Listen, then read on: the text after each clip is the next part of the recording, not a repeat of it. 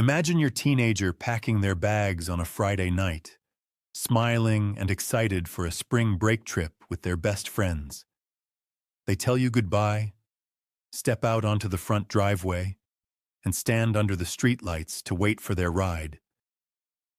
You think they are completely safe. You go to sleep. But out in the dark, someone else is waiting. And just steps from your front door, a sudden burst of gunfire changes your family's life forever. You assume you know the kids in your neighborhood, but 25 years later, a wall of silence is still protecting a monster.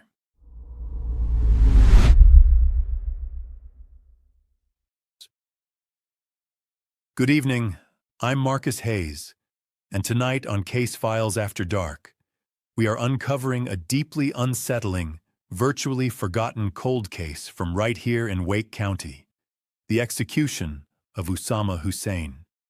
To understand how a quiet neighborhood turned into a crime scene, we have to travel back to the spring of the year 2000. In North Raleigh, 15-year-old Usama Husein was a sophomore at Millbrook High School. It was the middle of April. The weather was turning warm, and schools across Wake County were let out for spring break. Like any teenage kid, Usama was ready to celebrate. He and a close-knit group of friends had a massive weekend planned. They were putting together a big sleepover on Friday night, and the very next morning, they were packing up the car and heading down to Myrtle Beach, South Carolina, for the ultimate beach trip.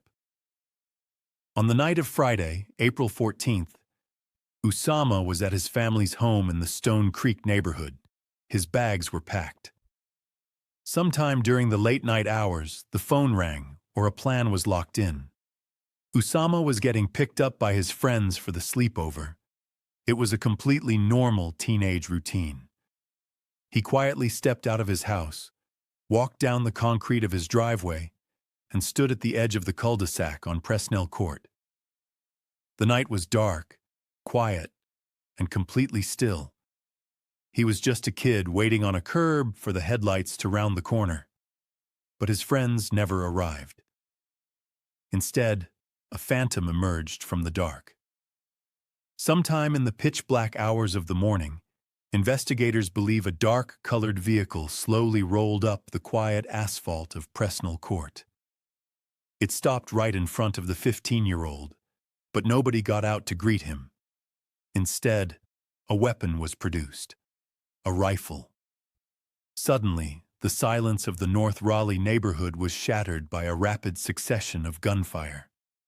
Multiple rounds tore through the night air. Usama was struck several times at point-blank range, the force of the high-powered shots throwing his body off the driveway and down into a shallow ditch running along the front yard, right next to a neighbor's mailbox. The dark car immediately accelerated, tearing out of the cul-de-sac and vanishing into the Raleigh night. A block away, a neighbor actually heard the sudden crack of the rifle fire and immediately called the Wake County Sheriff's Office to report shots fired. Deputies quickly responded to the area, cruising the nearby streets and scanning the shadows with their spotlights. But in the year 2000, without modern surveillance cameras or smart home security systems, the darkness hid everything. Finding nothing out of the ordinary on the main roads, the deputies cleared the scene. Usama lay entirely hidden in the shadows of that ditch, just feet from his own front door, while his family slept inside, completely unaware of the nightmare that had just unfolded on their lawn. The sun came up the next morning, Saturday, April 15th. A neighbor walked out to their driveway, perhaps to grab the morning paper or check the mail. As they reached the edge of the road, they looked down into the grass of the drainage ditch. There, they made a horrifying discovery. Wake County deputies were called right back to Presnell Court, but this time, it was a homicide investigation. Friends and classmates from Millbrook High School began rushing to the scene, completely text-bound and weeping, consoling Usama's devastated family. Detectives immediately began combing the neighborhood for clues, and they quickly hit upon a major lead. On the very night Usama was killed, a massive, chaotic high school spring break party was raging just one street over on Presnell Drive. The party was packed with teenagers from multiple local high schools, and the noise and traffic had been constant all night. Yet Usama hadn't gone to the party. He was standing completely isolated in his own separate cul-de-sac. As detectives dug into his background, they discovered that Usama was a kid who had faced some struggles, carrying a couple of pending juvenile charges.